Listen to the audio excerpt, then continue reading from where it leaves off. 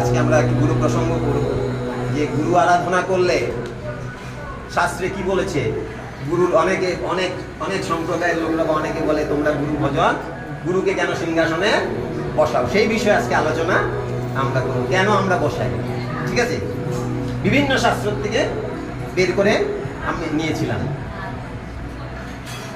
শ্রী শ্রী ঠাকুর বেদবাণীর ৩য় খণ্ডের ৬৪ নম্বর চিঠিতে লিখেছেন, ধ্যানমূলং গুরুমূর্তি পূজামূলং গুরুপদম মন্ত্রমূলং গুরুবাক্যম মোক্ষমূলং গুরু কৃপা। শ্রী শ্রী ঠাকুরের উপদেশবাণী অতিশয় গভীরার্থ ব্যঞ্জক। এই উপদেশের সহিত ভারতের চিরাগত শাস্ত্রীয় বচন বা ঋষিবাক্যের কোনো বিরোধ নাই।